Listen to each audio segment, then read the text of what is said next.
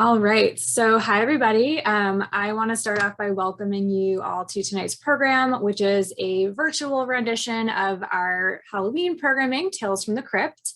My name is Faye Charpentier, for those who haven't been to our programs before, and I'm the History Program Director at King's Chapel in Boston. I'm really excited for you to join this evening to explore a part of King's Chapel's history. There's really a particular interest to myself, and that is the history of the church crypt and burial practices throughout King's Chapel's history.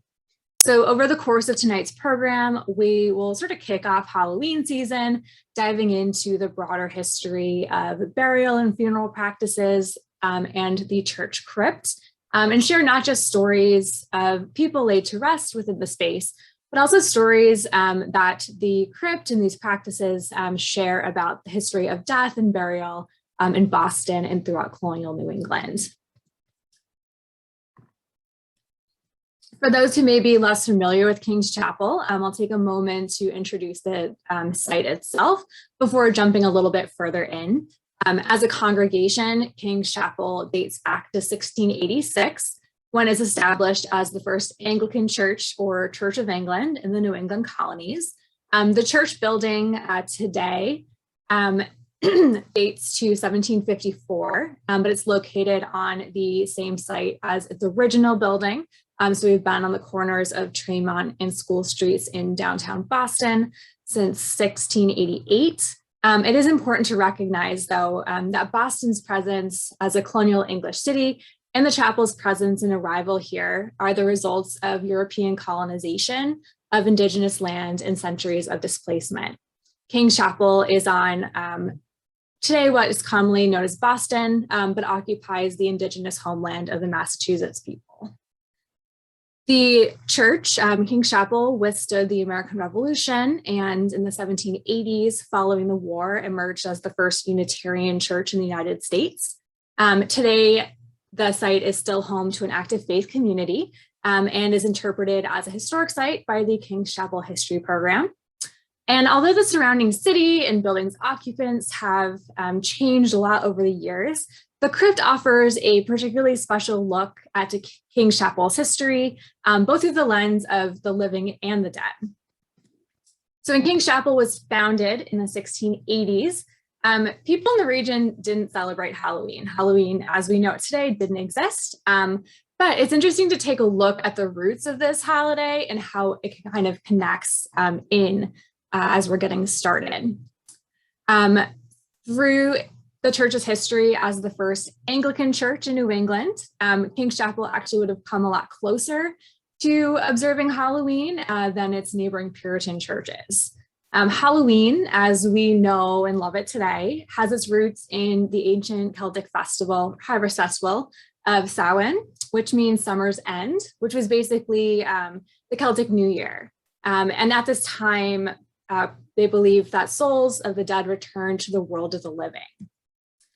How we get from Samhain to Halloween takes over hundreds of years, but the Roman Catholic Church played a central role. In the early Middle Ages, Roman Catholic missionaries, in their attempts to convert Indigenous peoples throughout Europe to Christianity, devised a strategy of essentially appropriating the dates of traditional celebrations and pagan festivals to coincide with the dates of new Christian feast days. Hoping that it would encourage people to more easily adopt Christian worship if the Christian holidays were timed alongside times they were already celebrating, and if they appropriated traditions associated with them as well. So in the Christian calendar, Samhain transformed into All Saints' Day, honoring all the Christian saints, as well as All Souls' Day, which followed. So on the screen here, these are a couple Anglican liturgical calendars, which show the first day of November as All Saints' Day, which got turned into eventually. Celtic peoples, however, continued to celebrate their harvest festival and upkept a lot of the traditions associated with it. And by the 19th century, as Irish immigrants are arriving in areas in the United States like Boston, many carried family traditions with them around this harvest period, including dressing up, having bonfires, carving lanterns out of, at the time, turnips, which eventually turned into kind of the modern jack-o'-lantern, as well as playing trips and mumming. And some of the traditions had actually already come over from English colonists, but were more associated with Christmas. So mumming, for instance, was more of a kind of Christmas tradition, but it plays in there as well.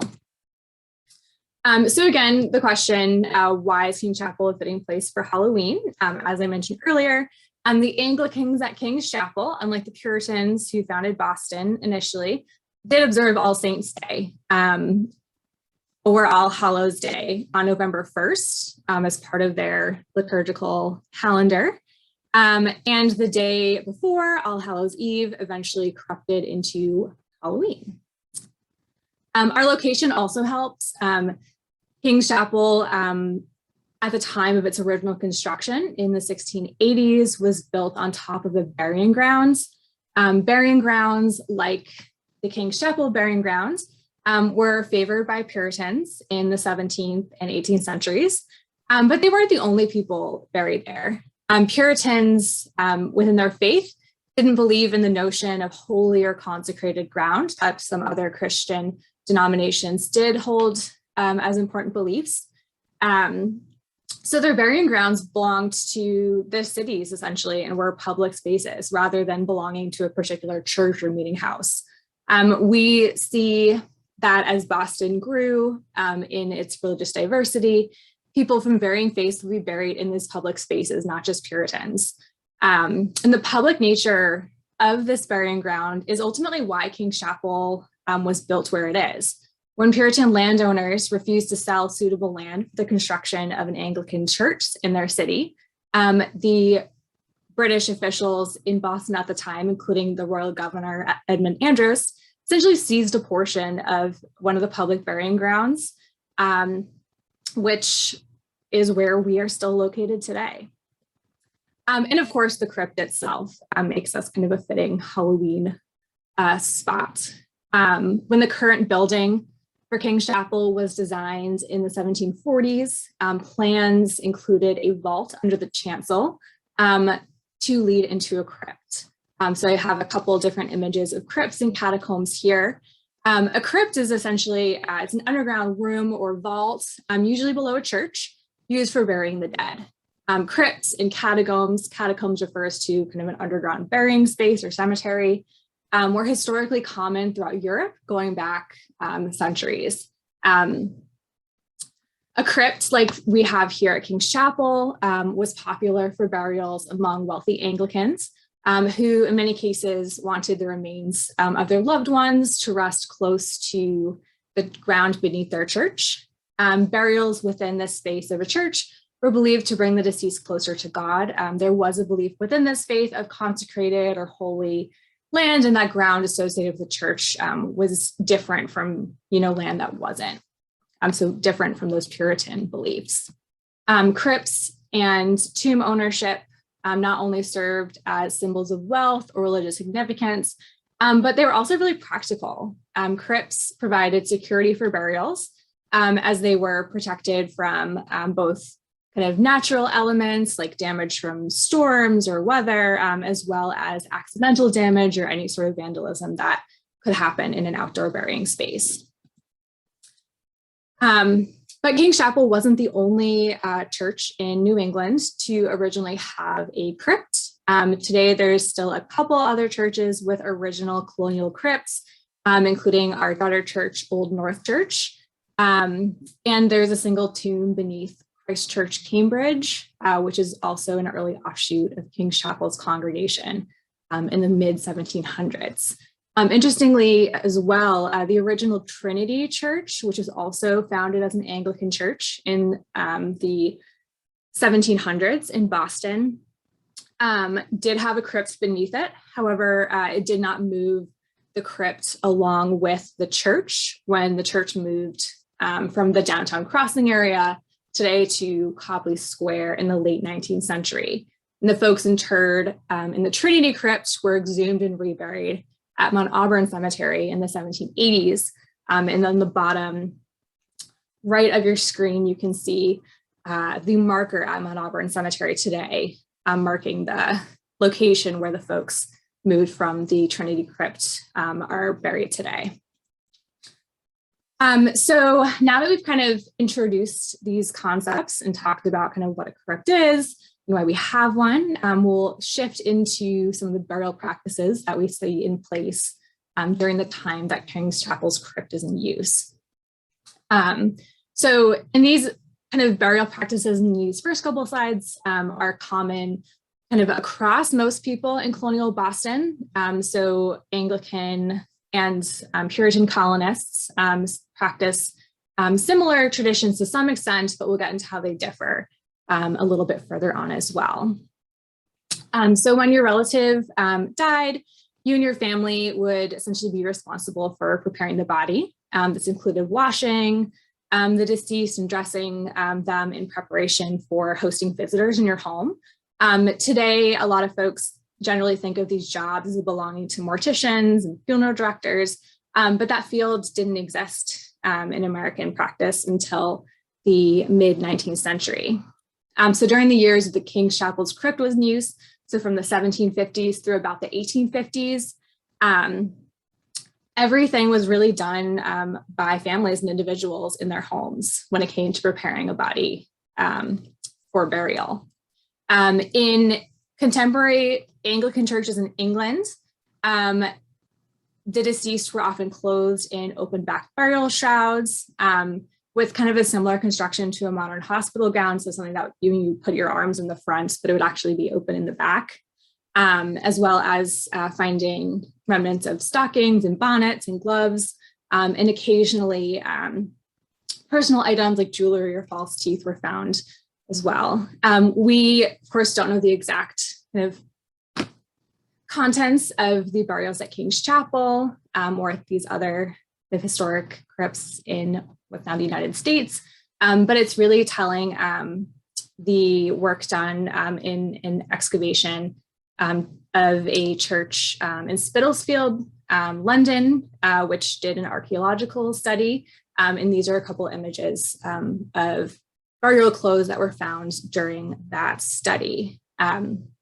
So researchers and historians of these early American Anglican crypts have looked to these contemporary England or burials in English churches to kind of derive a little bit of what of those practices might have been when we don't have the evidence here ourselves.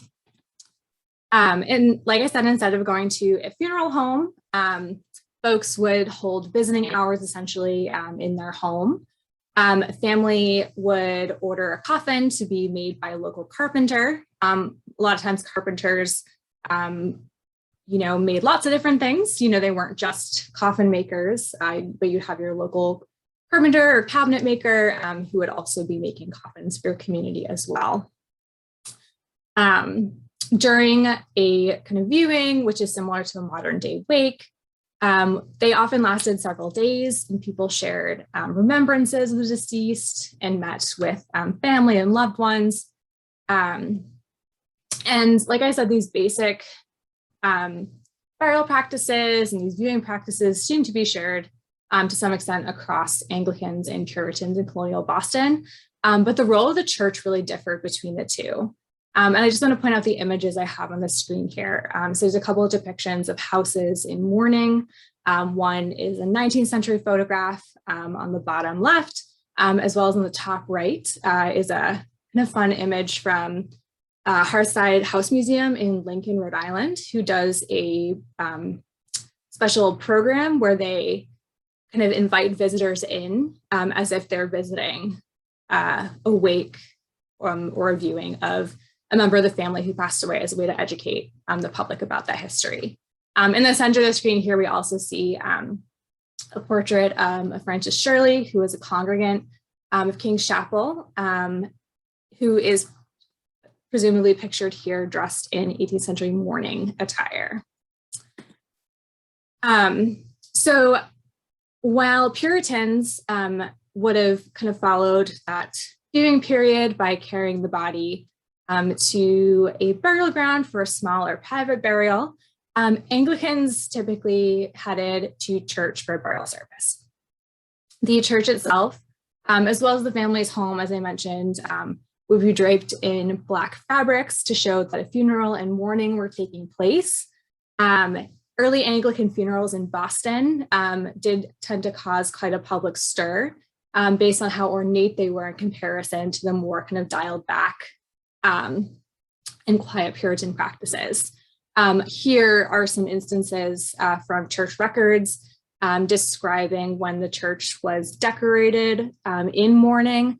There's a couple instances when there's one for the death of Queen Anne, as well as an instance in 1702 for some expenses related to decorating the church in mourning. So this was very common practice when someone passed away, whether they were, present as a member of the church or a notable figure in politics or the community.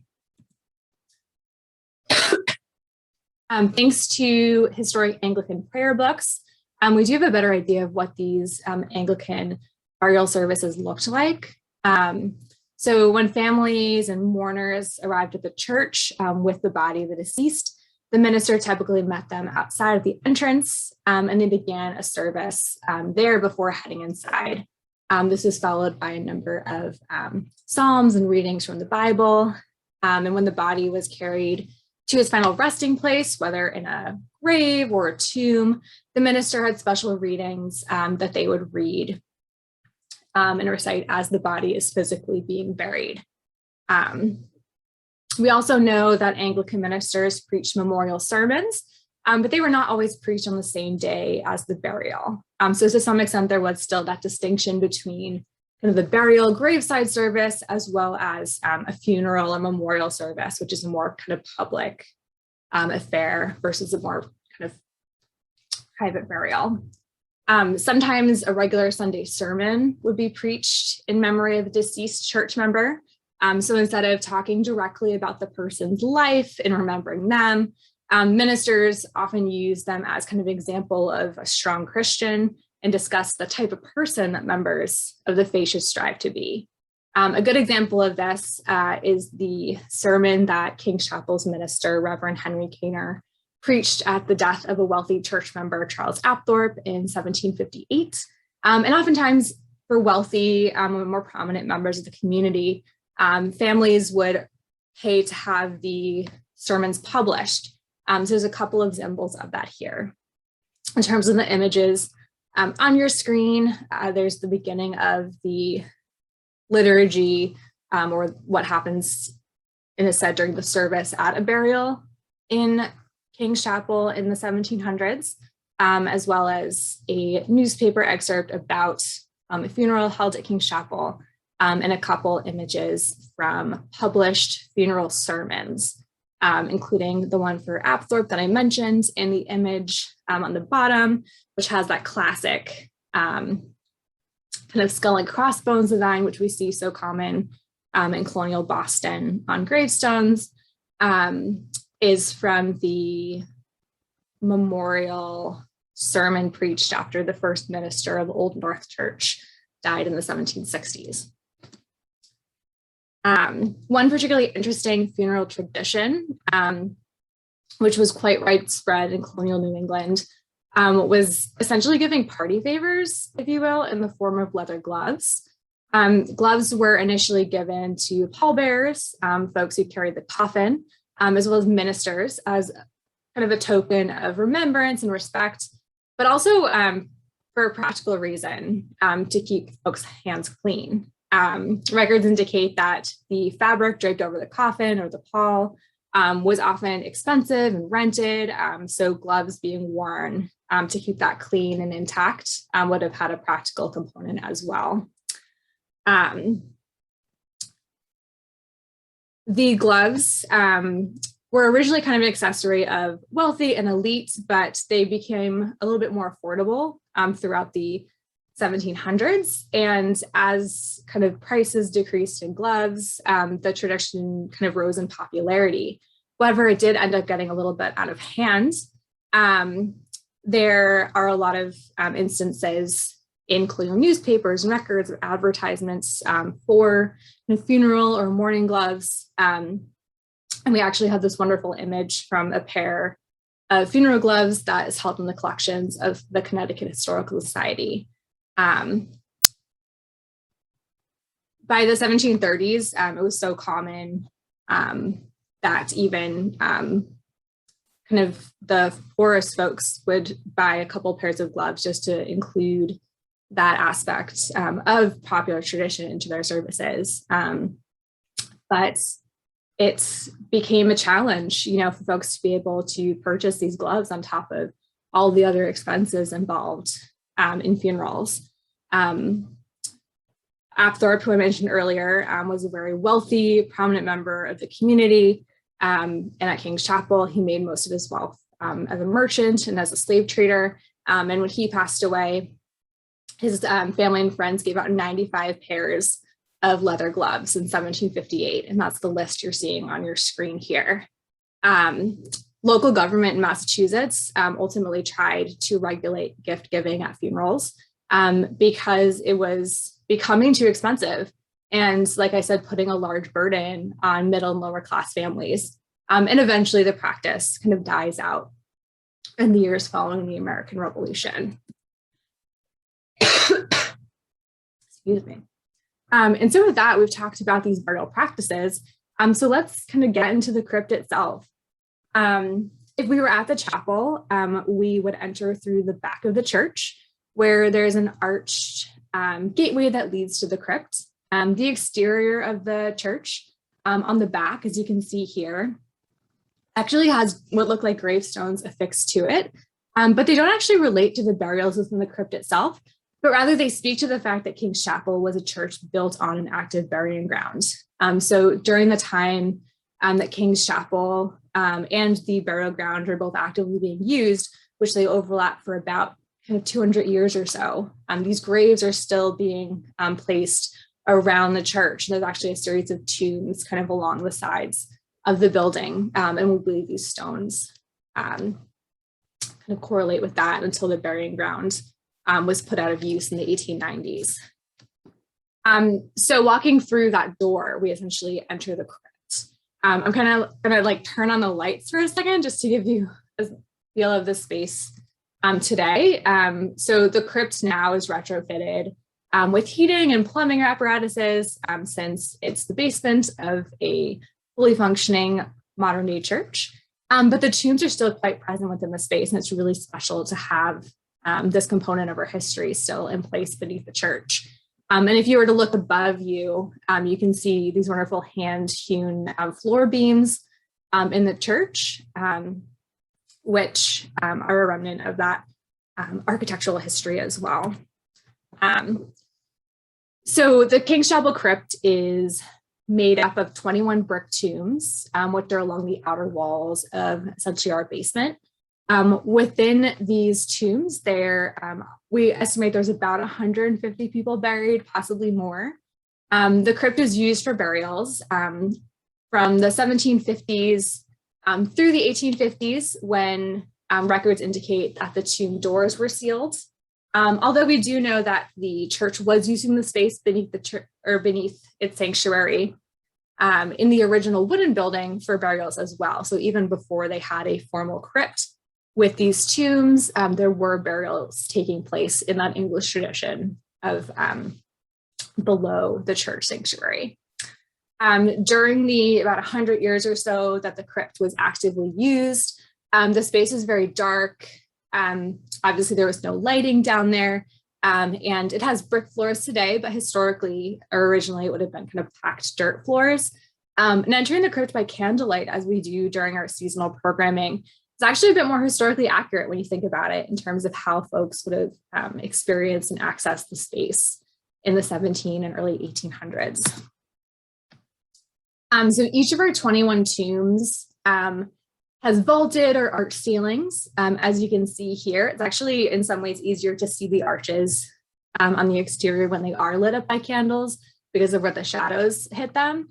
And prior to the 1850s, each tomb, which are now kind of bricked over, originally would have had a wood or a slate door over the entrance. which would have been easily opened or removed to bring bodies in and out of the tombs as needed. In terms of the tomb structure, these are a few photographs taken from an inspection of the tomb interiors, but I've been careful to exclude any remains from them. The tombs are actually larger than they looked from the outside, with stairs kind of like leading several feet down into them. And you can see, again, those arches were the stones, that's the foundation of the church. And then the bricked arch, the ceiling of the tomb. The tombs were generally purchased by single families, much like the church pews were in the sanctuary above. But ownership of tombs, much like with seating within the church, did change hands over the years. This applied to kind of all but one of the 21 tombs. There's one tomb we'll talk about a little bit later that has a bit of a different history. The typical tomb in the crypt has a capacity of about 10 or 15 coffins, which would have been kind of stacked on top of each other along the tomb walls, or placed on shelves that were installed in the spaces here. In the center, you can see those steps leading down, and this particular tomb had kind of a brick walkway down the middle, so that space was kept clear in that instance, and coffins containing the bodies of the deceased were placed along the sides. I'm particular about saying coffins versus caskets because there is a difference. It's mostly has to do with the shape. Coffins of the 18th and 19th century were built in kind of a stereotypical octagonal shape. When you think of like Dracula coming out of his coffin, that's the shape that we're talking about. It kind of mimicked the shape of the human body, if you will, so widest at the shoulders, and they were very space conscious. So the coffins were not kind of as luxurious and like comfortable looking as many caskets are today. When someone died, as I said, the family would commission a coffin from a local carpenter, and the wood itself may have varied based on the wealth of the family. That said, most of the coffins typically would have been fairly simple based on what knowledge we do have, and decorated perhaps with kind of basic hardware, and sometimes a metal nameplate would be placed on it as well. There's some really interesting examples from the archaeological studies in England of crypts of kind of more large scale ornate coffin plaques, but we're not kind of sure if that was in place or in the traditions here. In terms of kind of what is in the coffins, aside from the body of the deceased, they typically, like I said, pretty simple, but some aspects of coffin contents would be used to try to address kind of what's naturally happening within the space. During the time that the crypt at King's Chapel was in use, embalming was not common practice in the United States. And the bodies were essentially kind of left to their own natural rate of decay. So to put it gently, the crypt may have had, a very distinct odor to it. But a number of kind of tricks could be employed to cut down on any potential odors or anything related to that. Coffins could be sealed with pitch, like a wooden ship would be, to keep it kind of tight and intact. Oftentimes, kind of wood shavings would be placed among the bodies, or a small, sort of like a mattress filled with the wood shavings or hair, things like that, which was intended to help absorb fluids as bodies decayed, as well as placing fragrant herbs and plants in as well to help mask odors. So most typical would be things like balsam and rosemary, which I think is kind of interesting as well, because today I most commonly associate those smells with like the holidays, like Thanksgiving and Christmas, but they were smells associated with death in the 17 and 1800s. So as I kind of briefly mentioned before, the majority of the tombs beneath King's Chapel were privately owned by individual families. While we unfortunately don't have detailed records of the costs of tombs, they would have been a luxury item for wealthy members of the church. In the 1700s, the majority of wealth in Boston, and in turn, the tombs beneath King's Chapel, were held by wealthy white men in society, most of whom, based on the records of whose tomb owners in our crypt, were merchants, doctors and lawyers and other kind of professions. This is a illustration of the crypt from sometime in the late 18th century. We don't have an exact date on it, but it's been inferred based on the record book that it's in, as well as the names of tomb owners that are on it. But taking a closer look at some of the names on here, if you can see my cursor, there's one that kind of sticks out, and that's tomb number 2, which was a tomb that was eventually owned by a woman named Griselle Apthorpe. Apthorpe is the only woman listed as owning a tomb at King's Chapel. Her ownership, though, speaks to her level of status and privilege, both in life and in death, in Boston in the 18th century, as well as within her church. Griselle Apthorpe would only become a tomb owner following the death of her husband, Charles Apthorpe, who was a wealthy merchant and slave trader. We talked a little bit about his funeral earlier. This particular family is pretty well documented, so we're able to kind of trace this history in a little bit more detail and make inferences from it. Looking kind of closely at the portraits of Charles and Griselle, you can see a lot of indicators in there about their wealth and trades that they were involved in social status, colonial Boston. Looking at the ship in the backgrounds of Charles's portrait, Griselle is depicted in this luxurious, very detailed gown and reading a book showing that she's educated and worldly. She was originally born in Jamaica before her family moved to Boston in 1716.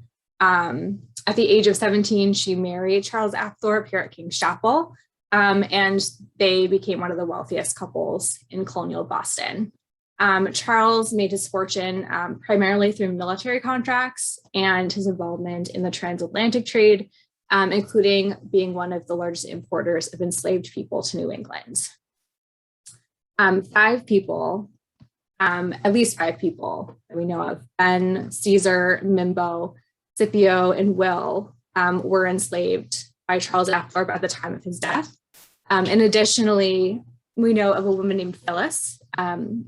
Phyllis was a 40-year-old woman who was enslaved by the Apthorpe family, who died in May of 1754, and her burial was held at King's Chapel. And we can see her name listed in the register of burials of the church. But her funeral and burial experience would have differed drastically from that of the people who enslaved her. While Apthorpe's funeral and burial were widely attended and included a procession through the streets of Boston, from a heavily decorated home to a heavily decorated church before being laid to rest in his tomb, Phyllis did not receive the same sort of fanfare when she passed away. While Apthorpe's wealth and privilege enabled him an expensive public funeral and a permanent memorial in his honor installed in the church, we unfortunately don't even know where Phyllis is buried. Apthorpe's is just one of several families buried beneath the church in the crypt who enslaved people of Native American and African descent. At this time, like I said, we don't know where enslaved people whose burials at King's Chapel were ultimately laid to rest, nor do we know the burial locations of the many free Black families who worshiped at King's Chapel in the early 1800s, despite the records for the funeral services being held here. Looking closer at something as seemingly basic as the names of tomb owners reveals the extent of inequalities in colonial America and how social inequalities based on race, gender, and class followed early Bostonians to the grave. To shift away from kind of that family-owned pew experience and talk a little bit more about the differences in wealth and class and how that is seen in burials, we'll look a little bit at a tomb called the Stranger's Tomb. So I mentioned earlier that 20 of the 21 tombs were originally privately owned by wealthy families. But one tomb speaks more directly to the burials of unknown as well as everyday individuals, and those who perhaps couldn't afford a tomb or were denied the ability to do so. It's the largest tomb beneath the church, and it's called the Stranger's Tomb. Interestingly, although the tomb was there, it's not listed on that illustration of the crypt that I showed a little earlier, but does appear in this record from a little bit later on. So this is a reproduction of the map from 1813. While the majority of the tombs in the crypt are estimated to hold about 15 people, the Stranger's Tomb has a capacity of closer to about 40 in terms of the number of coffins that would fit inside it, which nearly reached the roof of the vault. The word stranger, in the context of an historic church or burial space, referred to people outside of the church community, whether they were simply not members of the church or were literally strangers to the people who worshiped there. In addition to strangers' tombs, some churches also had strangers' pews, where travelers or visitors could sit during worship. And while we don't know the identities of the individuals interred in our Stranger's Tomb, records indicate that church employees, including the church sexton or caretaker, travelers, residents of the almshouses in Boston, are some of the folks who may have been buried in spaces like this. Unlike today, when embalmed corpses of people who died away from home, maybe they traveled to be buried at home. In the 18th and 19th centuries, people were more or less buried where they died. And in many cases, strangers' tombs, like I said, be used for travelers or folks from out of town. And strangers' tombs were common in many outdoor burial spaces and cemeteries as well, including Mount Auburn, which in the 1800s also had a stranger's tomb for interring folks from out of town before the rise of embalming in American death practice. In Boston itself too, Old North Church also has a stranger's tomb. Theirs is labeled with this really interesting plaque. Ours is not labeled, but you can see it on the bottom or on the left side of the screen here. Another interesting aspect of our stranger's tomb has to do with the presence of human remains outside of kind of designated coffins. During some work and inspections taking place about 50 years ago, workers noticed bones exposed from the coffins that seemed to be kind of piled up within the space. And at the time, they concluded that the coffins were in disarray and the bones had been spilt out by grave robbers. But this is likely not the case, and actually indicates a pretty interesting aspect of the crypt, which is the very likely possibility that the stranger's tomb was used as a charnel house or a charnel pit. A charnel house or charnel pit refers to a designated spot in a crypt or burial grounds for moving remains to, essentially when you need to make space. For example, if a family moved away, the church might reclaim the space, or the family would have sold it before they moved. And the original occupants would often be moved to a new resting place. Sometimes they would leave the original occupants there, but it was pretty common to relocate remains as needed. Second burials of this kind were really common in England and throughout colonial America, and continue to be common practice throughout much of Europe today, especially in urban areas like large cities where space is limited. Moving forward in time and back to the family-owned tombs, we will turn for a moment to the crypt's kind of most elaborate tomb, which you can see here on the left. You can see it looks a lot more kind of ornate and large from the exterior than the others. And on the right, you can see myself and a colleague standing in front of it, so you can get a kind of a sense of the scale of this space.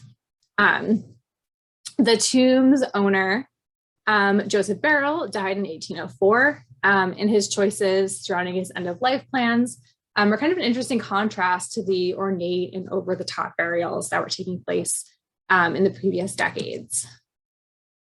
This is one of the tombs in King's Chapel that still contains its original memorial or marker. The majority of the tombs beneath the church no longer have markers on them, but likely had some sort of, at least a name on them, which were removed when the church was closed. But the Barrel tomb has this really beautiful engraved plaque, which reads, "Death is a good man's friend, and the day of his death is better than the day of his birth. Was death denied, even fools would wish to die. The hope of future life softens our cares and heightens every bliss. Then rest in peace, for we shall live again."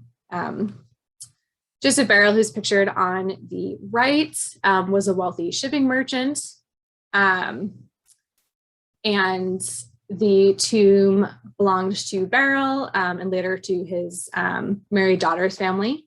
Funerals in the early 1800s could still be quite elaborate and ornate.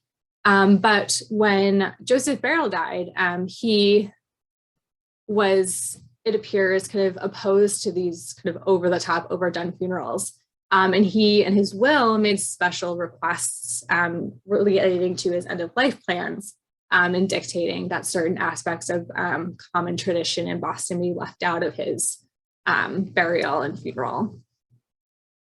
His will, for instance, insists that he be placed in his tomb, quote, "in the evening," and that'd be kind of small private affair, which at the time would likely have been kind of unusual for such a prominent member in local society. As opposed to kind of a large public procession at the funeral of Charles Apthorpe about 50 years earlier, Barrel was very clear about his end-of-life plans and his request for no procession, and like I said, rather a small private burial, and for that to be separate from the funeral service as well. Here you can see a reproduction of an excerpt from his will, which includes special requests such as, "My wish is that none of my family follow the foolish custom of wearing mourning," as well as that request, quote, "of no procession at my funeral, but that my corpse may be carried in the evening and deposited in my tomb under the church in Boston and placed upon the shelf I prepared for it immediately over my dear departed friends."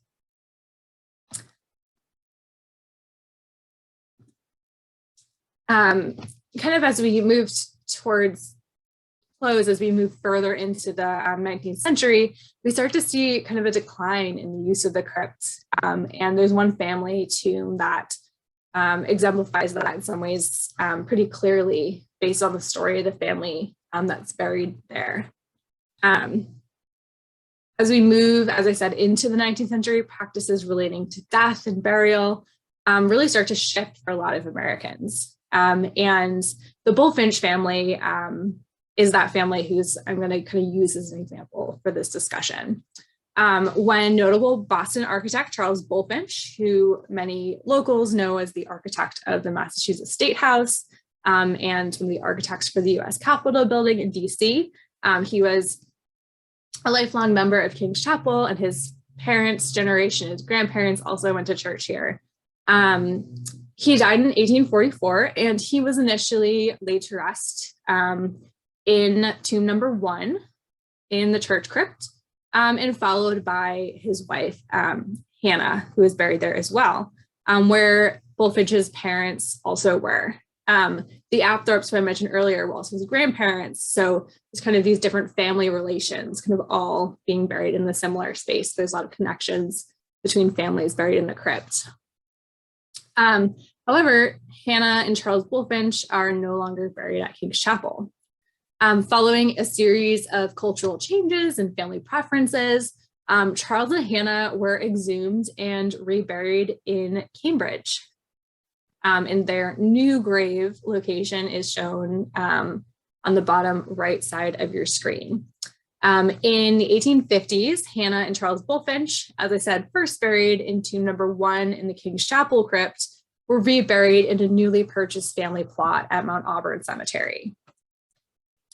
So in 1831, Mount Auburn Cemetery, which is about a mile outside Harvard Square, was established as America's first rural cemetery, or first garden cemetery. And this marked kind of a major shift in American burial and death practices from the stark Puritan burying grounds with their very descriptive and in some ways kind of morbid to many viewers artwork to this landscaped park designed for enjoyment of the living. Before Mount Auburn, you really wouldn't have called a burying space in the United States a cemetery, which is a word that's derived from Greek for sleeping place. America had already seen a shift away from the grid burial grounds we'll see scattered throughout Boston and across New England. And this style of these kind of beautiful curated cemeteries really picks up after the founding of Mount Auburn. This shift went hand in hand in some ways with growing concerns about the spread of disease, potentially caused by urban crypts and burying grounds.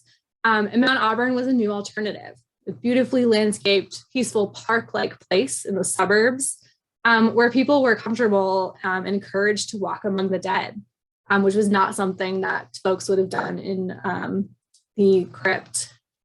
Mount Auburn kind of set the stage for how many Americans are buried today. After the 1830s, King's Chapel families like the Bulfinches, as I said, increasingly buried loved ones at Mount Auburn.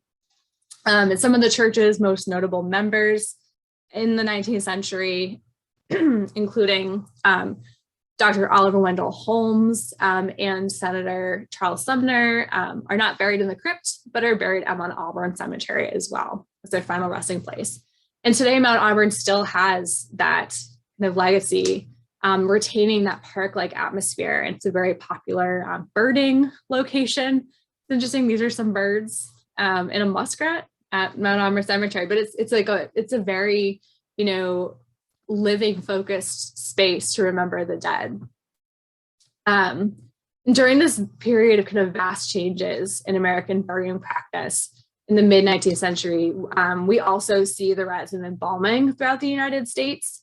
To this day, the United States actually remains unique among countries that place a strong emphasis on embalming the dead. It's a very American notion in a lot of ways. Although various preservation and embalming techniques have been used for centuries across cultures, Americans would not begin regularly embalming their dead until the 1860s. Arterial embalming, which involves draining the body of blood and replacing bodily fluids with preservatives, emerged in the mid 18th century, but like I said, picked up about a century later in American practice, actually during the American Civil War. During this time, bodies of deceased Union soldiers were frequently preserved so that they would be able to be transported home to the northern states from southern battlefields and laid to rest among their families. We actually see this practice at King's Chapel during the Civil War period as well. A couple really big examples of this within King's Chapel's congregation are Edward H. Robbins Revere and Paul Joseph Revere, who were two grandchildren of revolutionary figure Paul Revere, who both died serving the Union Army during the Civil War. Edward and Paul had grown up attending King's Chapel with their parents and were brought home to the church for one last visit before being laid to rest. Though the rising popularity of embalming or through the rising popularity of embalming within the Union Army and changing burial practices, the brothers were transported from Maryland and Pennsylvania back up to Boston for funeral services within about a week of their deaths before being laid to rest, also at Mount Auburn Cemetery in Cambridge. But it's important to remember, however, this was a privilege not accessible to a lot of people and a lot of Union soldiers to be able to return home, to be mourned and buried surrounded by loved ones. For instance, the soldiers of Massachusetts 54th Regiment, which is the first all-Black regiment in the Civil War, were not afforded this privilege. The vast majority of soldiers from the 54th, particularly those who died at Fort Wagner, were buried in mass graves at the sites of the battles where they were killed. And included among them is white officer of the regiment and member of King's Chapel, 18-year-old Cabot Jackson Russell, who was not able to return home.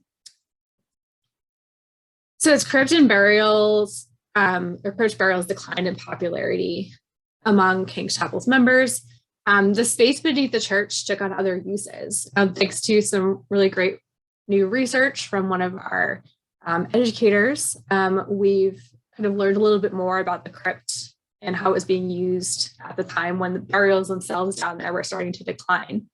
Between the 1840s and 1860s, there's many newspaper articles attesting to the crypt's use as a holding tomb or receiving tomb. Holding tomb or receiving tombs are often also found in outdoor cemeteries and burial grounds as well.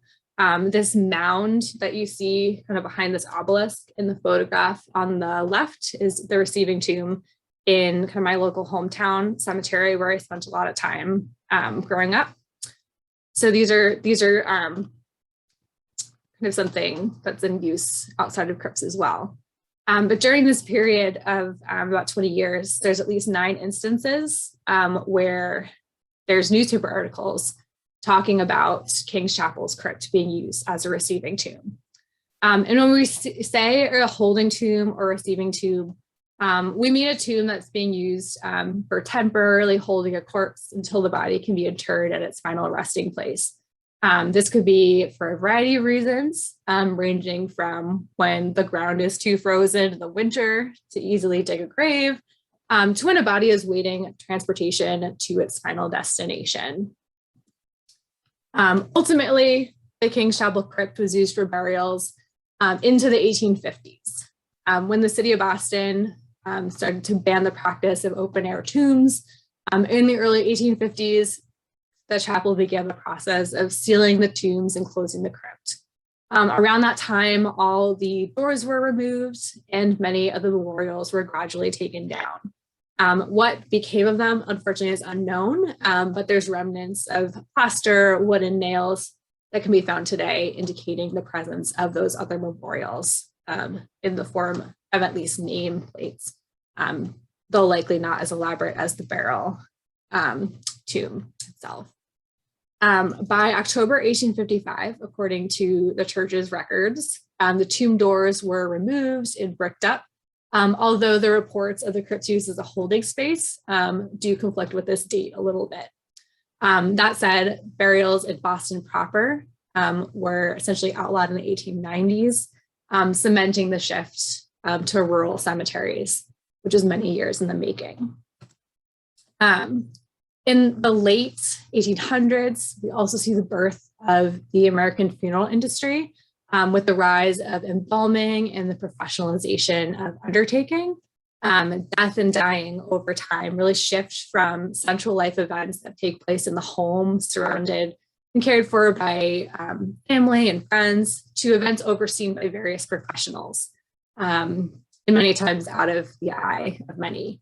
You'll sometimes see this period referred to as the medicalization of death, where more and more people are dying in hospitals rather than at home.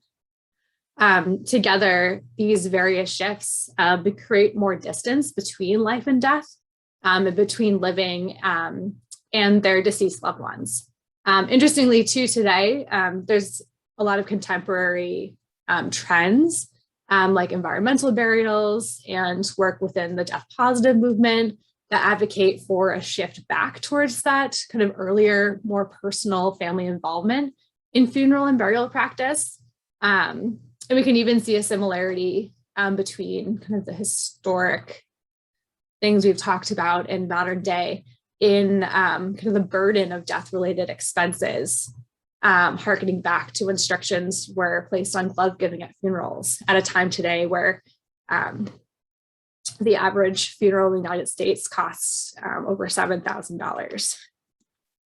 But being able to visit and learn about a space like King's Chapel Crypt, I think it's a really special opportunity. As we've discussed, King's Chapel is home to one of the only surviving colonial crypts in the United States. And it really provides an interesting backdrop for exploring topics that are pretty relevant, and one of the most relevant topics, across people and across culture, in spite of the differences, which is how we approach and understand death, and how it relates to the living.